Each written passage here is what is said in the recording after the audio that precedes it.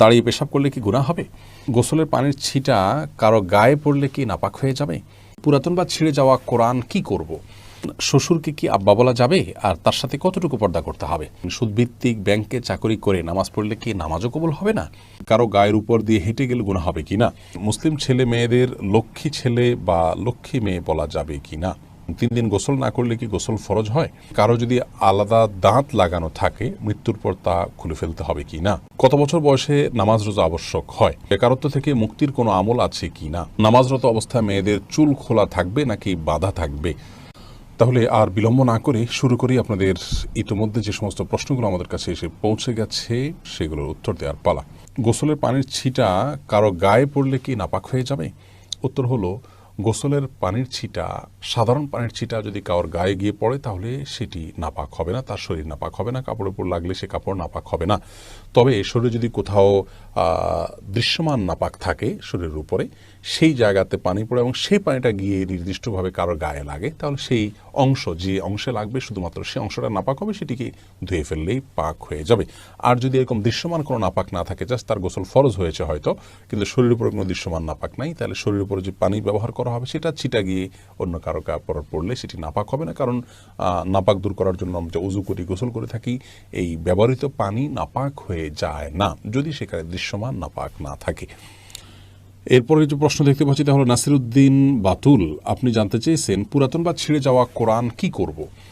দেখুন, পুরাতন বা ছিঁড়ে যাওয়া কোরআন, আমাদের কোরআনের ব্যাপারে আমাদের করণীয় সম্পর্কে ইমাম মোহাম্মদ রাহিমাহুল্লাহ সহ অনেক বড় বড় ইমামগণের মত হলো সেটি আমরা কবরে বা এমন কোনো জায়গায় মাটিতে পুঁতে রাখবো যেখানে সচরাচর মানুষ পাড়া দেয় না।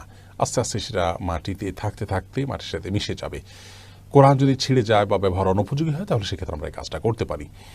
আর এর বাইরে অনেক ওলামায়ে কেরাম পুড়ে ফেলারও পরামর্শ দিয়েছেন। তাদের দলিল হলো সহিহ বুখারীতে একটি হাদিস বর্ণিত হয়েছে, আমরা অনেকেই জেনে থাকবো, যে ওসমান রাদিয়াল্লাহু তাআলা আনহুর শাসন আমলে যখন কোরআনের কিছু কপি নিয়ে সমস্যা দেখা দিচ্ছে, অর্থাৎ কোরআন যেহেতু কয়েক আপনার উপভাষায় নাজিল হয়েছে, সেই উপভাষাগুলোতে অনেক কিছু কপি করা হয়েছে, পরবর্তীতে কিছু জটিলতা দেখা দিল, তো একটি রেখে বাকি কপিগুলোকে একত্র করে সাহাবায়ে কেরাম পুড়ে ফেলেছিলেন। তো যেহেতু সাহাবায়ে কেরাম কোরআন যখন ব্যবহার অনুপযোগী হয় সেটাকে পুড়ে ফেলার আমল তাদের থেকে প্রমাণিত হয়েছে, সেজন্য অনেক ওলামায়ে কেরাম যে পুড়ে ফেলা যাবে। তো আমাদের সমাজে আজকাল প্রতিবাদের ভাষা হিসাবে মানুষ পুড়ে ফেলে, সেই জায়গা থেকে আমাদের ওলামায়ে কেরাম সচরাচর নিষেধ করেন যেন পুড়ে না ফেলে বরং দাফন করা হয়। এ হলো কোরআন যদি ব্যবহার অনুপযোগী হয় সেক্ষেত্রে আমাদের করণীয় সম্পর্কে বিস্তারিত আলোচনা। বদির আলম, আপনি জানতে চেয়েছেন শ্বশুরকে কি আব্বা বলা যাবে আর তার সাথে কতটুকু পর্দা করতে হবে? দেখুন, শ্বশুরকে বাবা বলা যাবে, কোনো অসুবিধা নেই। আল্লাহ রাব্বুল আলামিন কোরআনে হাকিমে যে বলেছেন উদউহুম লিআবাইহিম হুয়া আকসাতু ইনদাল্লাহ, অর্থাৎ সন্তানদেরকে তাদের বাবার, জন্মদাতা বাবার সাথে সম্বন্ধ করে তাদেরকে ডাকো, অন্য কাউকে বাবা ডেকো না, তাদের বাবা হিসেবে অন্য কাউকে সম্বোধন করো না।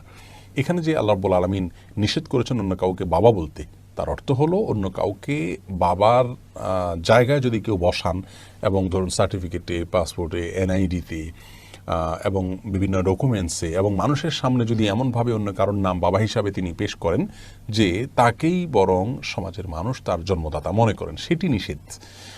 শ্বশুরকে যদি কেউ বাবা বলেনও, সেক্ষেত্রে সমাজের সবাই জানেন যে এই ভদ্রলোক তার জন্মদাতা পিতা নন, এটা সম্মানসূচকভাবে শুধুমাত্র বলা। অতএব ইন্নামাল আমালু বিন্নিয়াত, আপনি তাকে বাবা বলতে যেটা বোঝায় মানুষ, সে অর্থে বাবা বোঝাননি, যার কারণে শ্বশুরকে বাবা বলাতে কোনো অসুবিধা হবে না ইনশাআল্লাহ বিইذনিল্লাহ। শ্বশুর সাথে কতটুকু পর্দা করতে হবে পুত্রবধূর? এর উত্তর হলো, একজন মাহরামের সাথে যতটুকু পর্দা করবেন আপনি আপনার নিজের বাবার সামনে যতটুকু পর্দা করবেন, নিজের ভাইয়ের সামনে যতটুকু পর্দা করবেন, তার সামনে ততটুকু পর্দা করবেন। চেহারা এমনকি মাথার চুল ইত্যাদি খোলা থাকলেও গুনাহ হবে না, পর্দার লঙ্ঘন হবে না। হাতের তালু এবং বাহ্যিক অংশ, পায়ের বাহ্যিক অংশ, এগুলো আপনি খোলা রাখতে পারেন তার সামনে। একই কথা প্রযোজ্য হবে শাশুড়ির বেলায় এবং জামাইয়ের বেলায়। জামাই তিনি শাশুড়ির এই চেহারা, হাত এবং পা, এই অংশগুলো দেখতে পারবেন। তার মায়ের, তার বোনের যে অংশগুলো তিনি দেখতে পারেন, ইনিও তার মাহরাম হয়ে গেছেন, সেই হিসাবে তারও সেই অংশগুলো দুটো দেখতে পারবেন। এর পরের প্রশ্নটি করেছেন দ্য ব্যাংকার গাই, আইডি থেকে আপনি জানতে চেয়েছেন সুদভিত্তিক ব্যাংকে চাকরি করে নামাজ পড়লে কি নামাজও কবুল হবে না? না ভাই, এমন কোনো কথা নেই। সুদভিত্তিক ব্যাংকে চাকরি করলে উপার্জন আপনার হারাম হলো, কিন্তু নামাজ হবে না এমন নয়। ফরমাল যে কাজগুলো আছে নামাজের, সেগুলো যদি আপনি সঠিকভাবে সম্পাদন করেন আপনার ইবাদত হয়ে যাবে এবং ফরজ আপনার আদায় হয়ে যাবে, ফরজ থেকে আপনি দায় মুক্ত হয়ে যাবেন। কিন্তু হারাম বক্ষণকারী দেহ সেটি জান্নাতে যাবে না, তিরমিজির হাদিসে বর্ণিত হয়েছে। এবং এরকম মানুষ যখন আল্লাহর কাছে দোয়া করবেন, সে দোয়াও কবুল হবে না, হাদিসে রয়েছে। কিন্তু ইবাদতের যে ফর্মালিটিস আছে সেগুলো যদি আপনি মেনটেন করেন, আপনার ইবাদত হয়েছে এমনটি বলতে হবে। ইবাদত হয়নি বা হবে না এরকম কোনো কথা বলার সুযোগ নেই। রাবেয়া ইয়াসমিন আপনি জানতে চেয়েছেন কারো গায়ের উপর দিয়ে হেঁটে গেলে গুনাহ হবে কি না। কারো গায়ের উপরে হেঁটে গিয়ে গেলে সরাসরি কোনো গুনাহ হবে না, কারণ কোরআন হাদিসে এরকম কিছু নিষেধ করা হয়নি। কিন্তু যে কোনো মানুষের প্রতি সম্মান প্রদর্শন করা উচিত। কারো অসম্মান হয়, সম্মানহানি হয়, কারোর প্রতি অপমান প্রদর্শন হয়, এমন কোনো কাজ করা উচিত নয়। আর এই সম্মান অসম্মানের বিষয়টি ভ্যারি করে পরিবেশের উপরে, আপনার সমাজের উপরে, কালচারের উপরে। যদি কোনো অঞ্চলে কোনো ব্যক্তির পায়ের উপর দিয়ে, শরীরের উপর দিয়ে, পাও দিয়ে চলে যাওয়া এটাকে যদি দূষণীয় মনে করা হয়, তাহলে সেটাকে অ্যাভয়েড করা উচিত। কারণ এই বিষয়গুলো অসম্মান প্রদর্শন করাটা এটা কালচারের উপর নির্ভর করে। এরাবিয়ানদের কাছে এটা কোনো কালচার, মানে এটা কোনো অসম্মানের বিষয় নয়, এটা তাদের প্রতিষ্ঠিত কালচার, যার কারণে কারোর গায়ে যদি পাও লাগে সেটাকেও তারা দর্শনীয় মনে করেন না। কিন্তু আমাদের সেটা দর্শনীয়, এই দিক থেকে আমাদের সে অ্যাভয়েড করা উচিত। কিন্তু এটা কি হারাম বা নাজায়েজ বা এটা করলে কোনো গুনাহ হবে এমনটি মনে করার কোনো কারণ নেই। আর বিশেষ করে একান্ত কাছের লোকদের গায়ের উপর দিভাবে গেলে কেউই দর্শনীয় মনে করেন না, সেদিক থেকে কোনো অসুবিধা নেই। আবার অনেকে মনে করেন যে কারোর শরীরের উপরে আপনার শরীর ওভারটেক করে যদি কদম দিয়ে যায়, তাহলে তার শরীরের উপর দিয়ে গেলে তার হায়াত কমে যায় বা নানা রকমের কুসংস্কারের জন্য কথা আছে, এগুলোর কোনো ভিত্তি ইসলামে নেই। এরপরে জেন্টেলম্যান আইডি থেকে আপনি জানতে চেয়েছেন মুসলিম ছেলে মেয়েদের লক্ষ্মী ছেলে বা লক্ষ্মী মেয়ে বলা যাবে কি না। না ভাই, এভাবে বলা উচিত নয়। আমরা অনেক সময় যে সন্তানদেরকে স্নেহ করে ভালোবেসে লক্ষ্মী বলি, অনেক সময় স্বামী স্ত্রী একে অন্যকে বলেন। লক্ষ্মী বলা উচিত এই জন্য নয় যে হিন্দুদের একটি ধর্মীয় বিশ্বাস হলো তারা একজন দেবীকে লক্ষ্মী বলে তারা সম্বোধন করেন, ডাকেন, বিশ্বাস করেন। তারা মনে করেন যে সৌভাগ্য, ধন, ঐশ্বর্য এগুলোর অধিষ্ঠাত্রী হলেন সেই দেবী। তো সেই জায়গা থেকে তাকে লক্ষ্মী বলা হয়, ভালো লক্ষণ তিনি বহন করেন।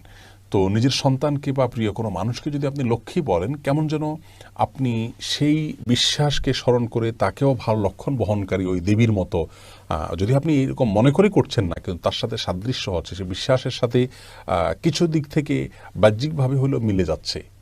আর শিরক এবং মুশরিকের বিশ্বাসের সাথে বাহ্যিকভাবেও সাদৃশ্য হয় এমন কোনো কাজ একজন মুসলমানের করা উচিত নয়। সেই জায়গা থেকে লক্ষ্মী ছেলে, লক্ষ্মী মেয়ে বলাটা অনুচিত। হোসাইনা খাতুন আপনি জানতে চেয়েছেন 3 দিন গোসল না করলে কি গোসল ফরজ হয়। না, 3 দিন গোসল না করলে গোসল ফরজ হয় এমন কোনো কথা নেই।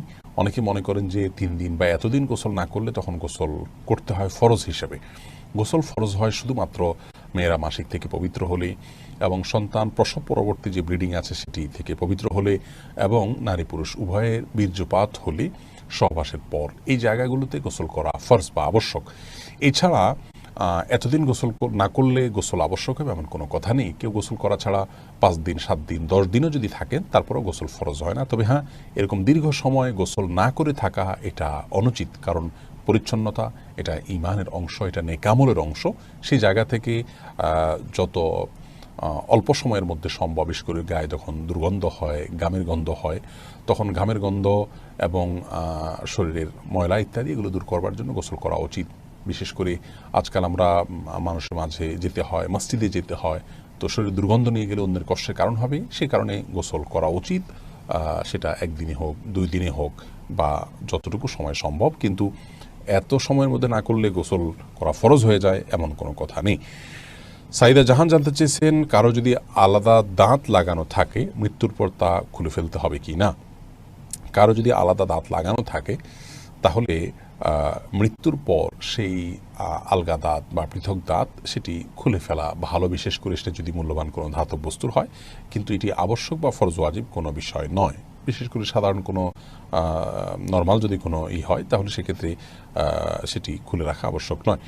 এর পরের প্রশ্ন হলো দাঁড়িয়ে পেশাব করলে কি গুনাহ হবে।